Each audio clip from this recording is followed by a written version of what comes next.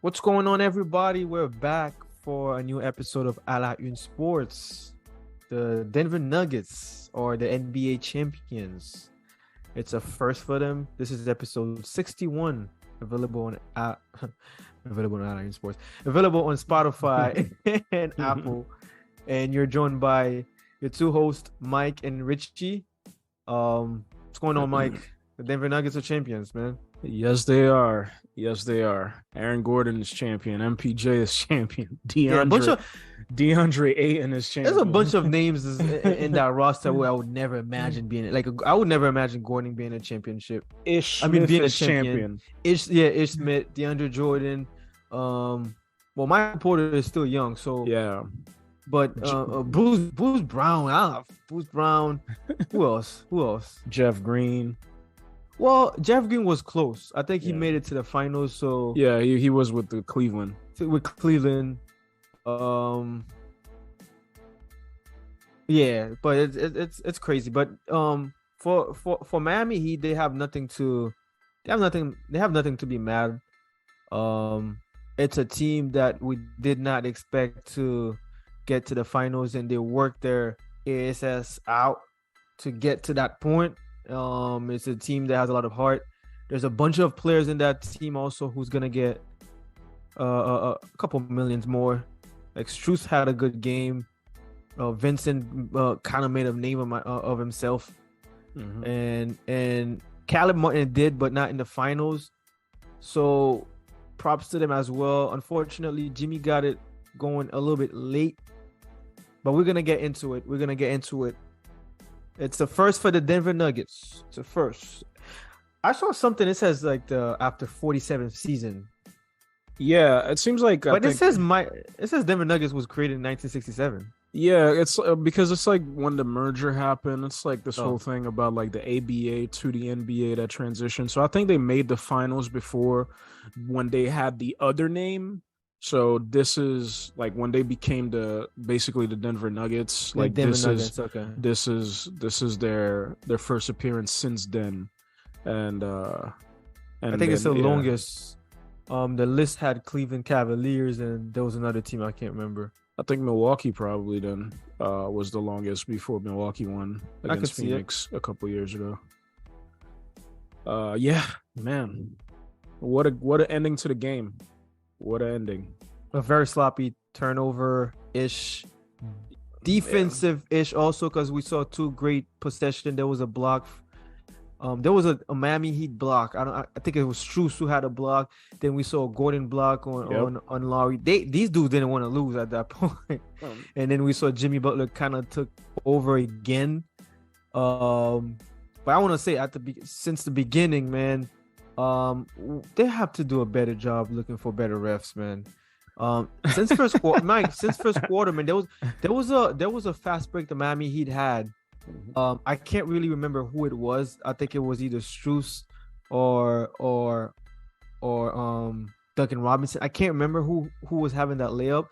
It was a clear foul when the guy slapped his hands. No foul. Yeah. All throughout this game, we had very bad very bad calls. We can't have that. Up until the last minute, like, you know, that 3-point shot that they called foul on for Jimmy Butler, and they went to the cameras to review. Dude, I think it's the motion. I think like they're realizing they'll be like, okay, this is Jimmy Butler's motion. We're not gonna call an offensive foul, because I remember there was a similar shot like that against the Knicks, and they called a foul on Josh Hart. And then I think it's just like the ref knowing that this is Jimmy's Butler in motion. Like when he gets his shot, his legs always extend. But it's not even that. Like, you know, I was calling. It was like, yo, there's an argument to be made. Like, this is an offensive foul, but it is. It's a no call. Like, that's what I'm thinking. It's like, oh, okay, dude, there's no foul there. Like, he's not in his landing space. Yeah. Didn't touch him. Like, this isn't a foul, and they called a foul. That's why I was like, oh, okay. Here we go. This is it. Adam Silver definitely like sent a text message to Secaucus while he was there's more money to be made, man. While he was there. He's like, you better not overturn this call, because I'm like, yo, what are you watching, dude? Like, there's no. And then that's when you're like, you understand, like, yo, it's the finals. They probably want to extend it. Thankfully, the Denver Nuggets came out winning, because there's another possession that they eventually ended up calling the foul on Kyle Lowry, but Kyle Lowry was hacking the ever living ish out of Jokic, like on Jokic's way to the basket in the post, and they finally ended up calling foul on him when Kyle Lowry had two hands on the ball. Like, when they finally whistled, it should have been a jump ball instead of a foul, but they ended up giving the foul because Kyle Lowry was hacking so much. But it's just like, yeah, again, the decision making. No, I'm telling you, it was the nature of the game. Yeah. I think the third quarter there was a possession when Strus had the ball and then he gave it away. It was like going to be it wasn't really a fast break, but Nikola Jokic was actually holding him and there was no foul. And then he put his hand on him. He's like, yo, it's right in front of you. It was just the nature of the game. The refs were very terrible. Yeah, and it's like, it's okay. Like, the thing is that, like, what we want is obviously it's like the consistency of it all. Like, because the thing that we always know, like, especially for us who's been watching basketball for so long, maybe not the newer generation, but they're like, okay, playoff basketball intensifies. It gets a little bit more physical. The refs let the players play a little bit more physical. But the thing is that, like, it hasn't happened the last couple of years. Like, they're calling touch fouls here all the time, et cetera, et cetera. And then now you get to this Game 5 scenario, and it's back to the New York Knicks, Detroit Pistons era basketball in the 90s, where, like, you're just you're just letting them play. It's like, yo, dude, then just let the playoffs be like that. And I hate when referees are like, oh no, the officiating is not different in the playoffs. Yes, it is. Yes, it is. Stop lying. Stop capping. Yes, it is. So, like, I don't like it. It's just like, yo, make it consistent across the board. Like, if the finals was officiated like the last 8 minutes of this game throughout the entire series, maybe we have a different series altogether, man, because, like, it was very intense, very physical, like, very dirty, like, in terms of the play. In terms of the play, I saw so many fouls that was not called. Yeah, man. I'm like, bro. In terms of, like, efficiency, the only guy that seems like his head was, like, he was leveled was, of course, the great Nikola Jokic, man. The great. Let's do a quick rundown. In the first half, it seems that the Miami Heat were getting the hang of the game. Obviously, like, Nikola Jokic was in a foul trouble early. And him and Murray were not really into the game yet. It was just a couple shots from all the role players that kept him very close to the Miami Heat, and that's when I knew, like, Miami Heat were in trouble, because it's like, bro, they're not playing well. The best two players are not really playing well, but it should be like more of a 15-point lead at the half. But one thing I want to say is, like, I'm gonna keep saying this, man.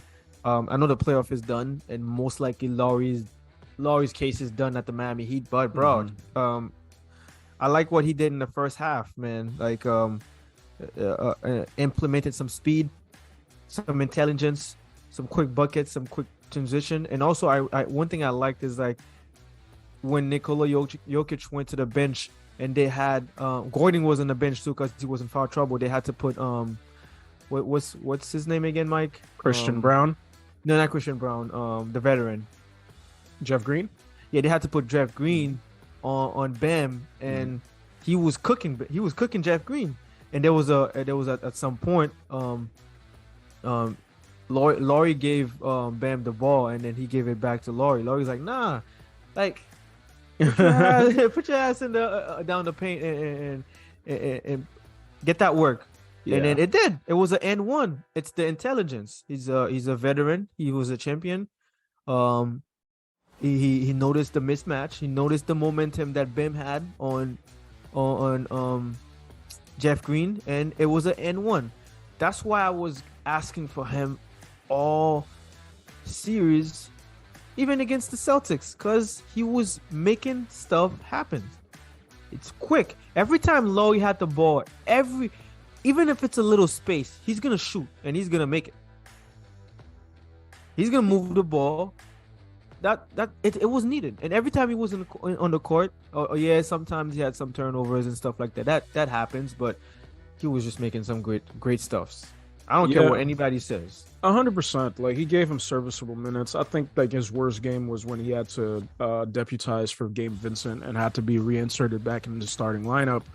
And that's when you actually realize that, Kyle Lowry is done being a starter in the NBA. Like, he cannot be a starter. But like you said, he's a great veteran. He's already an NBA champion.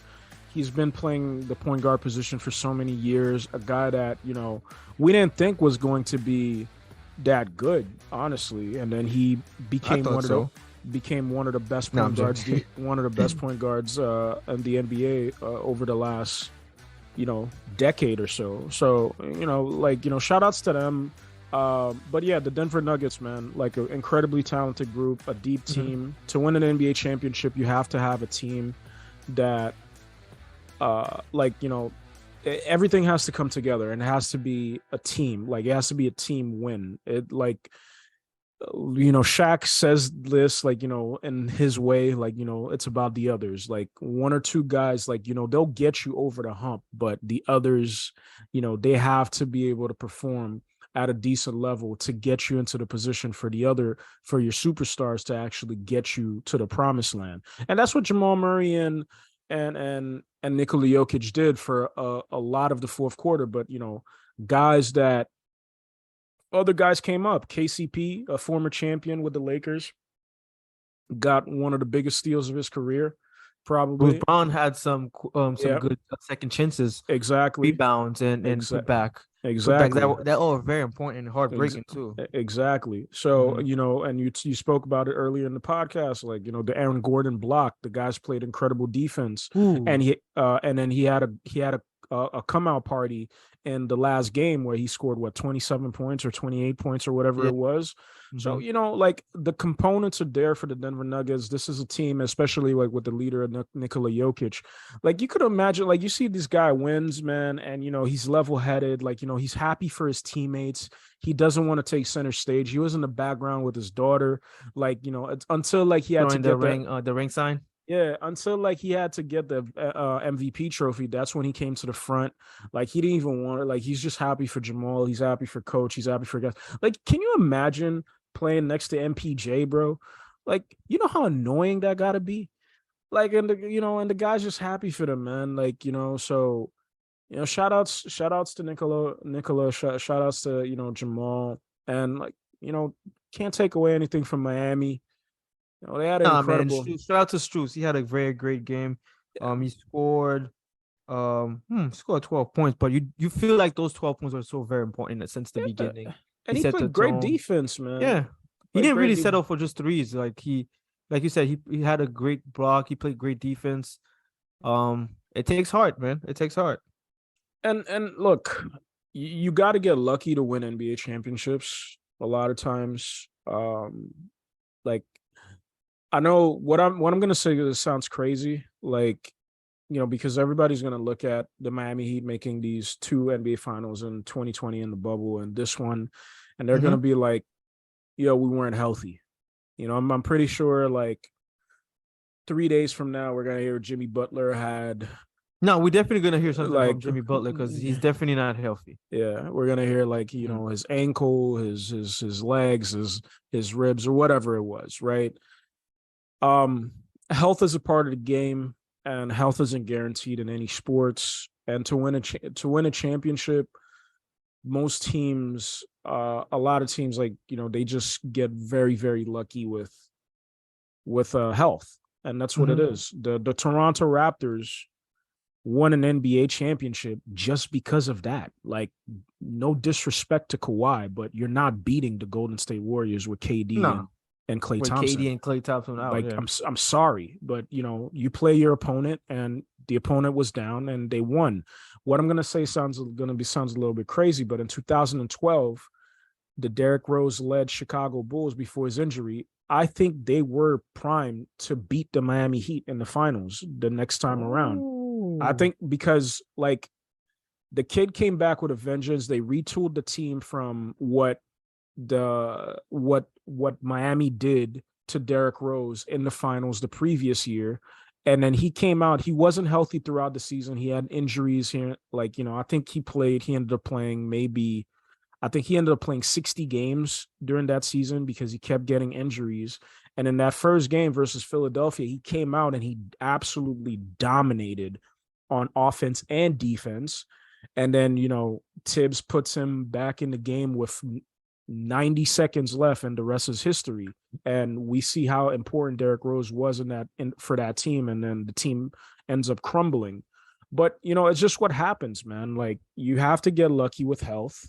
Yeah.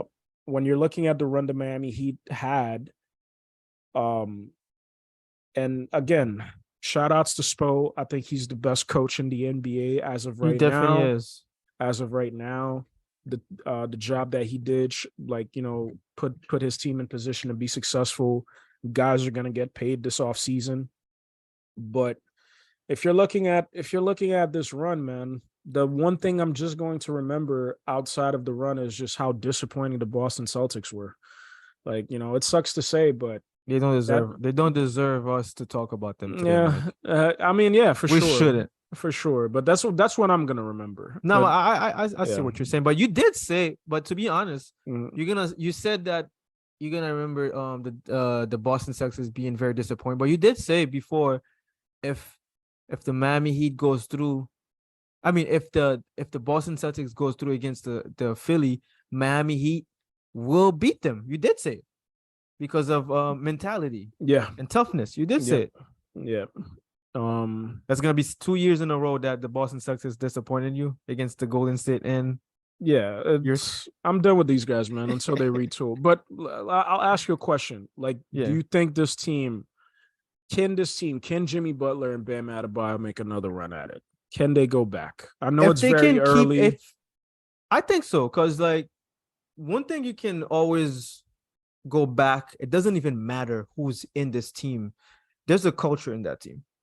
When they mentioned the Heat culture, there's a certain demand that is needed. I remember the year after LeBron left, when they lost against the Spurs, they sucked 1 year, and that's it. They came right back to the playoff. It's a team that has high demands. They're not going to be a team that's going to tank or anything. It is a culture. They have to win. They always they play to go to the championship. So I think there's a team in them. I think they do need another player. But I wouldn't be surprised if they come right back to the Eastern Conference Finals and then get another shot at the finals, depending of who's out there again. Because I'm not gonna, even though we're disappointed on the Celtics, but Celtics are still Celtics. They have talent. I don't know about Philly. There's not that many teams in the East. Yeah, there's not that many teams in the East unless Philly does something dramatically and then they get Lillard instead of the Heat. It's an easy path. It's gonna be a hot summer, man. I think this is gonna be the biggest offseason in NBA history. NBA and soccer. In terms of moves. Yeah, definitely. And for the Denver Nuggets, man, what do you think? I mean, this team is solidified. I don't think they really have any contract situations that what's are crazy. Bother if them. You ask me between those two, who can make a final, who can make it to the final next year, I'll definitely tell Miami Heat before Denver Nuggets, because I feel like it's harder for the Denver Nuggets to make it to the playoffs. I mean, to the finals next year than the Miami Heat. I'm depending of what I'm seeing right now. There's no moves. There's nothing. It's harder. The West is tough, man. The West is tough. Who did they beat in the second? Who did they beat in the second round? First round they beat. Okay, second. You don't even care about the first round. So second. First round they beat Phoenix. No, first round they beat Cat. Oh, that's who they played. Oh, okay. That's why I'm telling you don't even care about the first round. Oh, okay. Okay. Second round, they beat Phoenix Suns. And third round, the Western Conference Finals, they beat the Lakers. That's what it is, man. And then made it to the NBA Finals to beat the Miami Heat 4-1. And Joker dominated in all those series. Joker finished number 1 in points, rebounds, and assists for the playoffs. I mean, the best player on the planet, Richie. Man. The best player on the planet, Richie. Man, I remember I was. You remember when I was talking about the MVP? Yeah, man. I mean, I'm not gonna knock down the MVP. Listen, man. I said it too. Man. Yeah, man. We did. I was very enthusiastic to see Embiid win 3 in a row. Nah, 3 in a row was gonna be wild for me. That would have been crazy, bro. I'm like, bro, just give it to Embiid, man. He deserves this shit. But this year kind of opened my eyes a little bit more on Jokic and what he does. Well, you know, when they're talking about like Jokic impacting the game, I'm like, guys, I do understand how he impacts the game. I do understand it. But I was always saying that Embiid is impacting this game in his own way. So it's kind of unfair that we're not really giving him a leverage of the way he's impacting the game defensively, down the paint. There's so many stats that he wins against Jokic, but this playoff kind of opened my eyes of how dominant Jokic can be, 100%, and how annoying also he can be with his form and shit like that. But yeah, man, it's crazy, bro. It's crazy, man. I still don't want to see the 3 MVPs in the league in a row. Yeah, no, I didn't want to see that, man. Yeah, that was gonna be crazy. But like, yeah. I'm like kind of bracing myself right now for what's to come next season, because he's gonna be there again, man. And and that's why I'm like, yo, Doncic, put your dancing shoes on, bro, because like there's another European in town. In town, like this guy means business, man. And he's Dallas needs a trade. They need a trade. Yeah, and they're not in no discussions right now. Even if they still have Kyrie, even if they still re-sign Kyrie, there's no discussion. It's not enough. Now, like you said, you need a team to beat. Now, I mean, I don't know if you want to stay on the finals altogether or get to other news, but the other question I wanted to ask you was, like you said about Kyle Lowry, and like you wanted to see a little bit more of him on the ball. Overall, what do you think about, like, if Jimmy Butler is compromised, do you think that Spo made the right decision to keep going to Jimmy and let him dictate the offense? Well, I remember when I was when we were watching the game, it was towards the fourth quarter, like I would say like 9 minutes, and Mark Jackson was like, Jimmy Butler, it's time. It's time. Yeah. Like it's time. Like Spo is trusting you to have the ball. Like it's time. Like we've seen you facilitate all 3 quarters. Like you've been sharing the ball every time you get to a position that there's a shot. You're not taking the shots, but it's time. I'm not gonna say that it was a wrong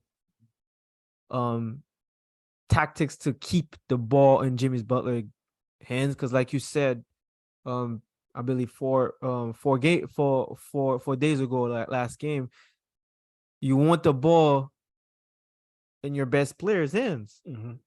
And it is Jimmy Butler. He's the one who can make it happen. And we've seen that he made it happen, but it's the finals. Like we got to go with the flow that's working best. And I feel like when Lowry, when Lowry is in on the floor, you can still have Lowry handle the ball and then have Jimmy Butler have some way to have Jimmy Butler closer to the basket.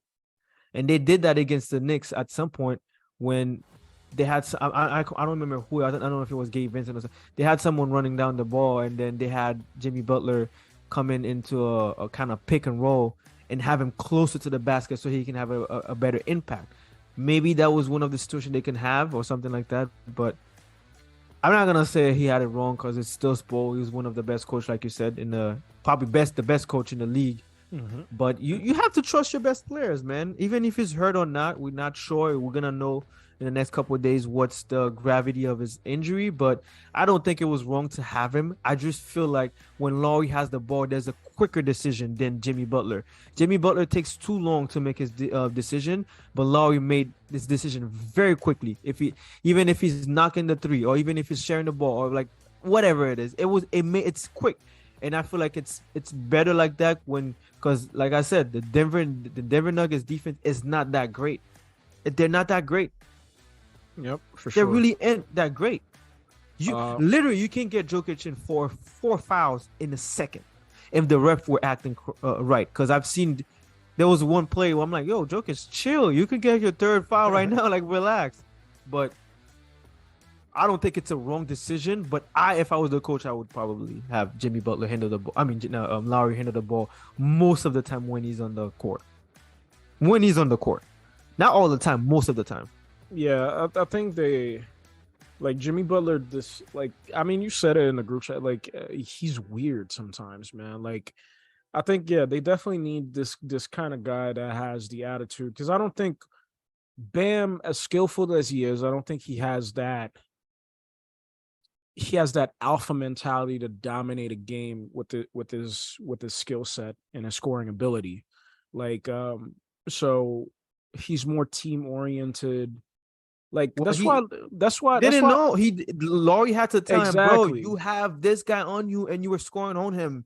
Go back to this. Exactly. They had to tell him that. How you not know that?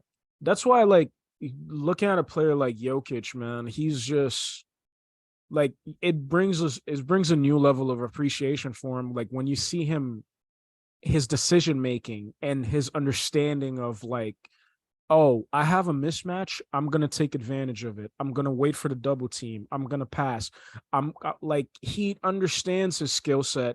And dude, I don't know, man. It's just like, I think every big man, like the modern day big man that's coming into the game, they can learn a lot from looking at Jokic play the game of basketball, especially like if you're a guy that you're envisioning yourself as a dominant scorer, for example, just to know the position of your teammates and like where the double team is coming from. I think that's one of the things that Joel Embiid is sorely lacking in his game, like, because he likes to play the perimeter game so much and not wanting to dominate in the paint at all times. The guy is special, man. So there's nothing more I can say. Like, congrats to Denver Nuggets, everybody. I would strongly suggest putting Michael Malone on mute. I'm definitely putting him for the summer. Nah, he's gonna be wilding right now. Because this guy's annoying, man. And I'm done with basketball for the summer anyway. Yeah. So I'm back for maybe the draft. I'm gonna pop up a little bit, but I'm not gonna listen to nothing.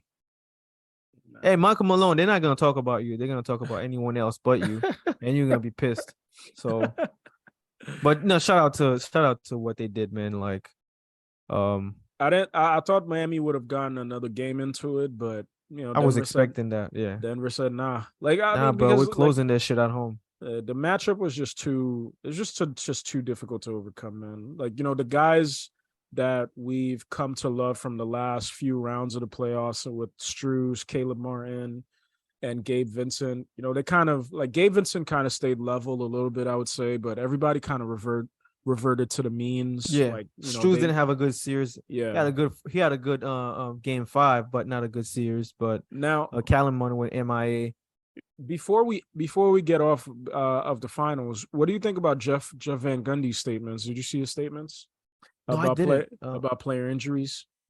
No, I did see that there was something out there for him, but can you kind of give me a quick... So because I think the talk was so focused on Jimmy Butler, and everybody's speculating that he is injured because nobody really understands the way he's moving and he's playing.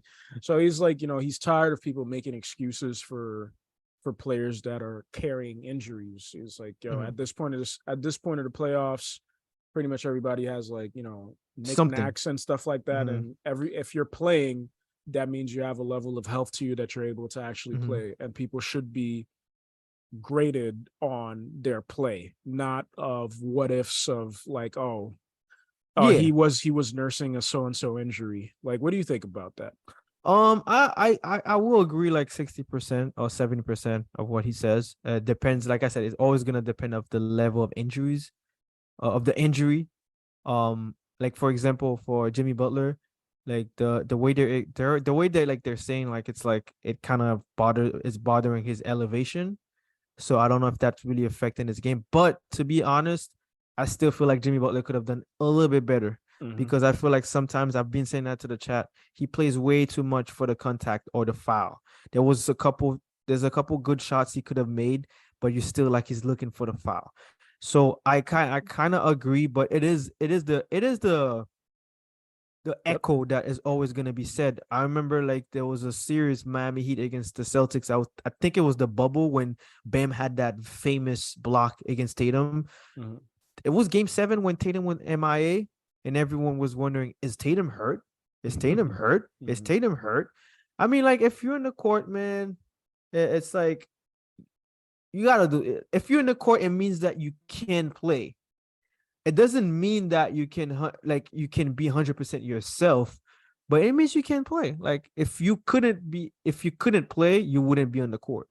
So I'm not gonna blame anything on Jimmy Butler because at the end of the day, if they made it to the finals, it is because of Jimmy Butler, 100%. because of what he did against the Bucks, what he started doing against the Knicks, and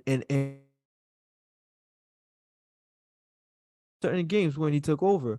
But like you said, like we can't really use this scenario or a voice that is always saying that, oh yeah, but he was hurt, Nah, but you're not gonna take anything away from what happened. If he's on the court, you gotta play. So I do agree. I would say 70% of what he said, but like the other 30% is it depends of the injury. There's always that one injury that is gonna make you play a little bit awkwardly. Yeah, like Tatum in game 7 with the ankle. Yes, but if you're in the court, I don't think that should be the story. Like, oh, he could have done this because it was an injury. He couldn't be doing this because of injury. Sorry, but no. I do agree. 70% of him. Yeah, man. I for me personally, I just think it's hypocritical. I kind of can't kind of see where he's coming from. But I think it's hypocritical because I think if Jeff Van Gundy was coaching today, the second the game is over, it'd be like, oh, Jimmy Butler was nursing an injury. It's like, shut up, dude. Like you would have defended your player. You would have come up with excuses. Yeah. So I just don't think it should be a story. Yeah. Of like you said, that because every finals there's always gonna be someone that's hurt. The way I agree with him is that it shouldn't be like an echo. Like if you can play, but obviously, if you're a coach, you're always gonna look out for your player. Yeah, for sure. Where are we moving on to? Ja Morant getting suspended for the season? they already announced it. Nah, they didn't. Nah, they're probably gonna get tomorrow. We're gonna know about that. Adam Silver got to sleep first. We're just gonna wait and see. Be like, all right, let me break that news. We can end the show with the famous letter. Okay, I mean, you probably don't give a shit about that. Nah, it's your boy, man. That's your boy. Anything else we can quickly say about the NBA? Like, is it Zion Williamson wilding? Oh yeah. We didn't talk about that, man. Bro, my bro wilding, bro. Like, whew, this guy is like. Someone said that. Someone said that Zion is always on page 127 on Pornhub. It's like, bro, scouting talent. Like, bro, what are you doing? But I'm tired about that girl, man. Like, bro, like we had our fun for one, 2 days, but bro, 5 days and you still complain. Like, come on, man. You got some other stuff you gotta take care of, man. You got some pictures to go take. You got some. I was listening to Joe Budden Pod, and Joe was like, "Yo, I went back to that draft class. There's some serious problems in that draft class, man. You got Ja Morant, you got Zion playing with guns. We got Zion. You got Haddock. You got PJ Washington that came off of that draft class. PJ Washington is with the problem with Brittany Renner, right? Yeah. We who else? They said we got RJ Barrett is Canadian. It's like what? Why is RJ catching strays? Who else is in this class? That's the worst thing about him. I don't. Ain't the guy in prison in this class also? From the same team as PJ. From Charlotte. Yeah, he's not in this class. I don't know. He might be. I don't know if he's in this class. I don't know. Hold on, let me see. What year was this class? 4 years ago, I think. Has to be 2019, right? Yeah, 2019 class. That guy's wild, Mike. Yeah, we hit it. Zion Williamson, John Morant, RJ Barrett, DeAndre Hunter. He's all right. Darius Garland, Kobe White. All right, Kobe White's another one. He just sucks. Jackson Hayes, where the hell is he? He's still in New Orleans. Okay. Oh no! I'm thinking about someone else. My bad. I'm thinking about a different Jackson that was drafted for the Phoenix Suns. Man, I can't. Yeah, Rui Hachimura is a good guy, dude. I cannot wait for October to watch MPJ Michael Porter Jr. put on an NBA championship ring, dude. That's gonna be like, this is the most, like, I can't believe this kid is as an NBA Jordan champion. Poole buying like $200 pizza. Nah, it's gonna be. Yeah, I would never imagine them getting a championship right now. That's so too insane. Soon, but that's good for them. But yeah, man, let's talk about the letter, man. What do you think? You think that's factual? Because I don't know, man. There's because obviously the season is over. I'm gonna tell you exactly what I think, because I was watching the documentary of en la Corazón de la 14. It's basically saying in the heart of the 14th championship of the Champions League that Real Madrid acquired.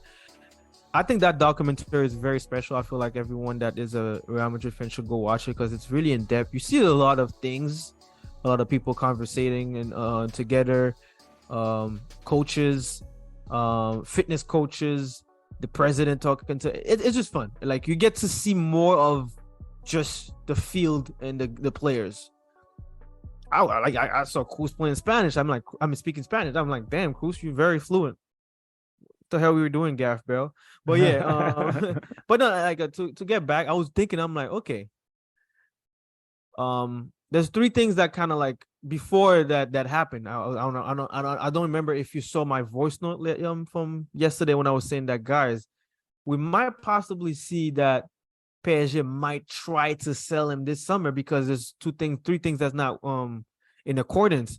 He goes to the Ligue 1 trophy presentations, and he says that I'm gonna be here for next year because I'm under contract, but he doesn't mention anything about the additional year. And there was also that news that said that he is not taking that option yet, like 3-4 weeks before. And there's another thing that said in the end of the season, they asked him about question about, he said, like, you know what, I'm just focused about what I have to do for next season. Everything else, I don't really care about it. In French word, he said, "Ça ne me regarde pas." That's what he said. Yep. So I'm like, okay, those shit they don't make any sense. Like, why is he talking like that? It's like, I feel like a frustration bowling into him.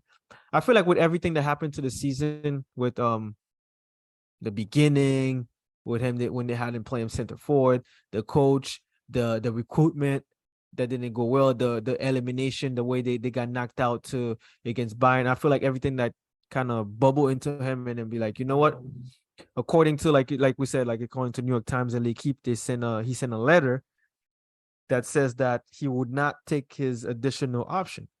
But I said to myself, okay, like this time is probably the time that PSG should take advantage of just selling him, and because even if it's just another situation that he just wants to kind of renew and improve his contract for a better pay, right? Like, if you're a PSG, like, it's at some point enough is enough. Like, he's not gonna renew for next 6 years or 5 years. He's gonna renew for another 2 years. Exactly. So you are not able to build anything with a player that you're always gonna be your heart is always gonna pound every summer because it's gonna always be that like that, you know? Like, I mean, that's the thing that's so frustrating, and I understand. Like, from a player perspective, you could kind of understand what Mbappe is doing, right? I think a few years ago now, we saw like that happening in the NBA with like LeBron and KD. When KD was in the Warriors, everybody's like, "Oh, okay, these players are gonna be like taking like these 2-year deals, right? They're gonna sign, and then And test once the once the test the 2 years waters, is yeah. once the 2 years is up, they're gonna opt out and they're gonna re-sign again for those 2 years deals. But it's like, okay, now you have like flexibility, but the thing is that like, as an organization, you don't want that. You want stability. You want to know that your best player is going to be there.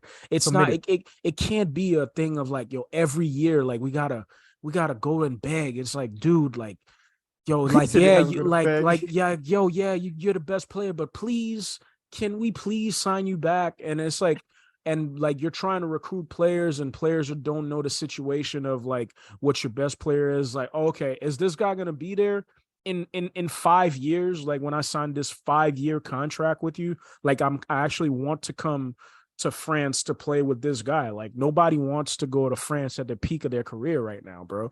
Like, Mhm. the top three leagues are the EPL, the Spanish league, and the Bundesliga. So, it's tough. But from the other side, from how I feel about Mbappe, is just like, this is a kid that's like, he has millions. Like, don't get me wrong, millions of dollars. Like, everybody's gonna look at it as like, oh, he didn't make the wrong decision because he's loaded now. But it's like, dude, you had the opportunity to come to Madrid for free. Now, like, because they're saying like, they're very confused as to why this letter was sent, because he didn't need to.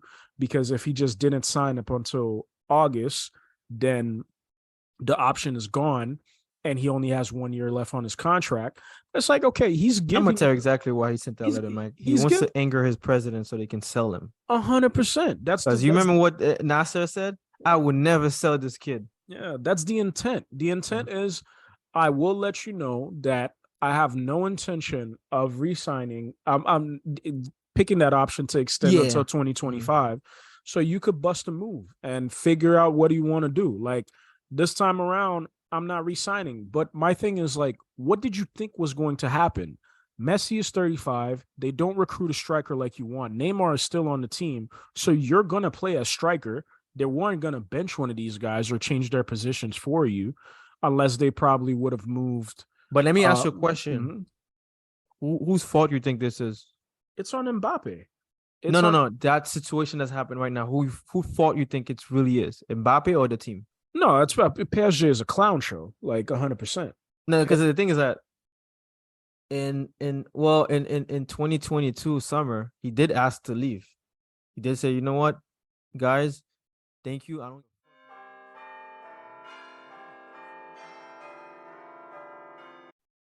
You guys are bringing Messi on in town. I want to leave, Mm-hmm. but they didn't sell him. Perez did send what was that 220 million or something? Yep. They rejected it, so they kept him. You kept him, knowing that it's possibly that he's gonna go to for free. But think about it, like you're sitting down with a player, right? 22 at that time, if I'm not mistaken, or 23, and you're like, okay, we're gonna resign you, we're gonna give you this amount of money, but he's telling you, no problem. I do like the amount, but I want it to be until 2024 when I have an option to take my 20. If you're Mike, if you're a team, what do you say? You're like, okay, or you're like, I say absolutely you're not. trying to, you'll be like, you're gonna dip in Mm. 2024. You're gonna dip because like it's so obvious, bro. It's so obvious. It's like, okay, I'm renewing till 2025, but I want to have the option in 2024 to let you guys know, to let the organization know that if I'm gonna stay for an extra year or not.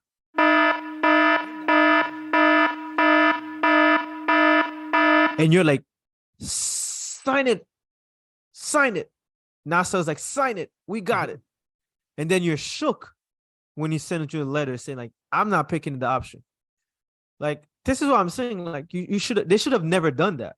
Like, they should have been like, okay, Mbappe, I know you want to go to Real Madrid, but we're gonna offer you a contract till 2027 for this amount of money. Take it or leave it. I don't want it. I'm leaving. All right. Unfortunately, we're gonna lose him for free because we didn't sell him over the summer. But yo, you're gonna renew it till 2024 when he has the option. You're giving him the key to have the leverage, and this is where it's a very short term. We felt like it was yesterday, right? When he had that jersey that has 2025. Yeah. Psych, it was not 2025, guys. It was 2024. It's like, yo, how stupid can you guys be? Yeah, you bring Campos that used to work with him in Monaco. Maybe it's gonna help him stay. Maybe Campos is a good consultant. Is gonna get players coming in. The summer was a disaster, Mike. They brought like Soler, Roos, Fabian Roos, Soler. It was a terrible recruitment. Bro, terrible Mbappe recruitment. was in the fucking locker room vomiting, bro. Like, he's like, no, I'm. So it's like, that's why I'm saying it's their fault in every aspect of it, in the recruitment, in the way they gave him the keys. And everything, even for the movie they had for the next season for the new jerseys and everything, we only saw Mbappe for like all the videos and a very small portion of Neymar. But you come on, so yeah. So now coaches fired.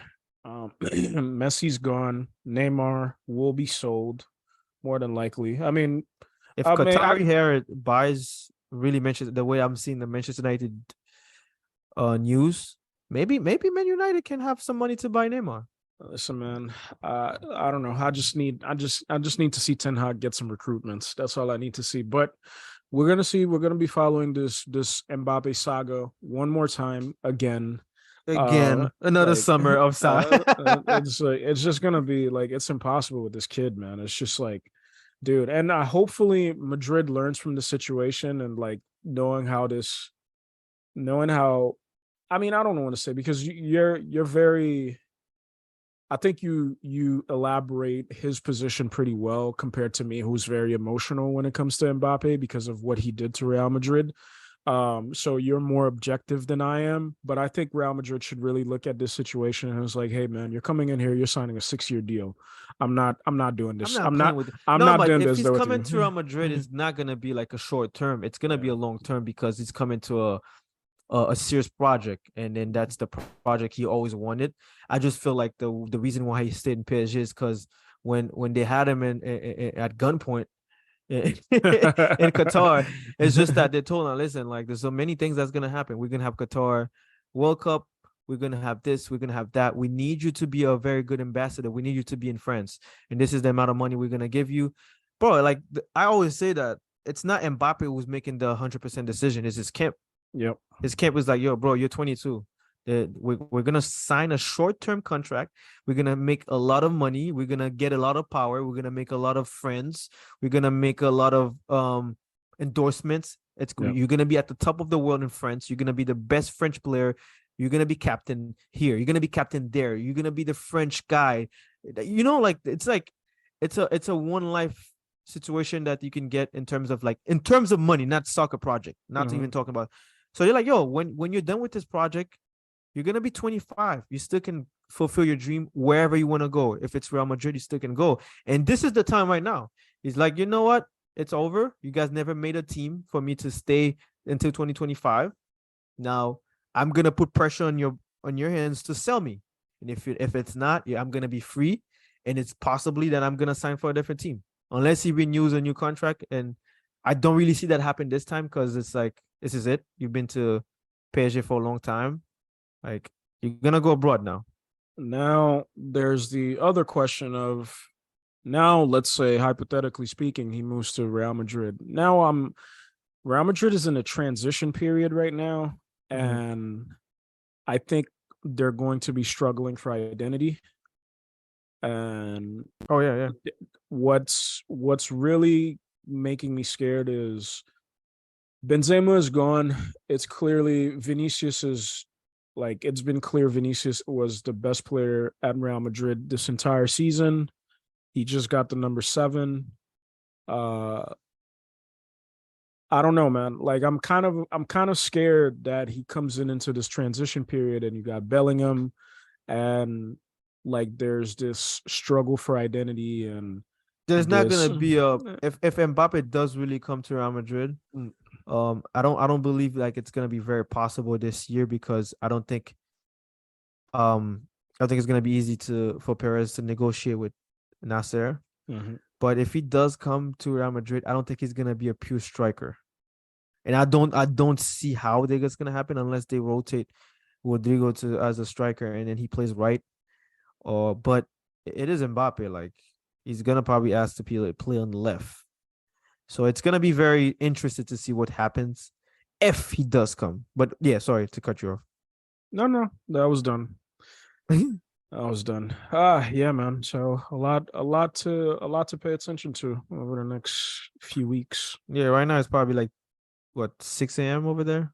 So we're gonna wake up to some more fake news and shit like that. Every we're gonna be bombarded with a lot of bull. Yeah, and because it's So Mbappe, it's not something that this is going to linger. It's like you said, even if the decision is like they're gonna make it to like okay, like he's not gonna pick up the extension. Now there's a year left on his contract. Should we play out the season and like try to massage his ego and give him like a shit ton of money, or yeah, should we try there's to gonna be just a lot sell of him this things gonna summer? happen. Yeah, Yeah, it's gonna be one of those like stories. Like, don't be surprised if it ends that because we haven't heard very much about Mbappe's camp yet. yeah. We Mm-hmm. heard about a letter, but we haven't heard about the camp. Like when I'm talking about camp, like I'm talking about his mother. His dad doesn't really talk, but his mother. Maybe Mbappe is someone who talks a lot in the media, so maybe we're gonna hear from him. We haven't heard yet from PSG. We don't know if it's gonna be Campos who's gonna talk. You remember like when that situation happened in 2022 when Leonardo came in and talked about that in AMC. He was saying that yeah, we know that Mbappe wanted to go to Real Madrid and stuff like that. We haven't heard anything about that yet. It's still Mm-hmm. early. I need to I need to hear about this to be 100% sure what's possibly the next move. It is possible that they try to let him do this last year and then once he's in the team, now you have the advantage to you see him every day. So you can still convince him to stay. And it could still be a situation from what happened last year where we all be like, oh yeah, Mbappe's gonna come for free, and then boom, psych, he's still here, he's still there. So it's gonna be interesting to see how that soap opera continues. The Mbappe soap opera, or how you say it. Yeah.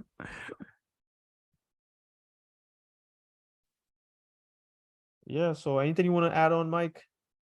That is all for me, man. That is all for me. NBA season is done. Yeah. Soccer is done. Congrats to Man City. Congrats to the GOAT, Pep Oh Guardiola. yeah, I forgot to say that Manchester City won the Champions League, Yep. 1-0 against Inter Milan on Saturday. Um, another. How do you say it? Triple? No. Why am I? I'm bugging. What? Treble. A treble. I'm Yeah. talking about treble. Another treble for Pep Guardiola with With a it different was with team. Barcelona with a different team Yep. now. I'm surprised you call him a goat because I didn't even talk. I didn't say that. Listen, man, I came on like maybe 4, 5, 6 pods ago, and I said like, this feels like the run, man. This feels Yeah. like the No, run it wasn't. I was 100% sure that he was gonna win after the because what happened. the man since January has been locked in, has not changed his team, has not made any tactical adjustments, whatever. It's just like, yo, this is what works. That like he inverted John Stones and turned him into one of the best central defensive midfielders I've ever seen in my fucking life. I don't know what this is like. It's just like, dude, like I don't like I like this. I don't know, man. Like I just gotta give it up when I gotta give it up, bro. No, Like, no, yeah, you're right. You're right. Nah, he did his thing. Like I was always telling to everyone, like he did his thing, man. Like we got to give him props. Like he did his thing. it's like the guy went into the World Cup. I don't know, like if he just sat down with his coaching staff and he's like, yo, this is how we're gonna go into the second half of the season. Cancelo, bye. We're gonna play with 3 at the back. We're gonna bring John Stones. Rodri is probably gonna venture a little bit more forward at times, and this is gonna work. And yeah, Cancelo is probably too grumpy. he always talks about grumpy players. Like he said, Mahrez is always grumpy against him when he doesn't play. But I feel like he can manage Mahrez more than maybe Cancelo not being super grumpy. Be like, I can't deal with that. You leaving. So yeah, man. I need a clean locker room. Jack Grealish is probably drunk right now. Is still drunk. They had to carry him out. Like Kyle Walker had to carry his ass out of the hotel, man. Like, bro. Oh man, but dude, I just had to give it up. Hopefully we get this this money and Ten Hag can challenge next year, man. Yeah, hopefully you can get that, and you already have a budget, and hopefully you can get an add-on and create more depth in your team so you can challenge the Premier League and Champions League and everything. You never know. 100%. Yeah.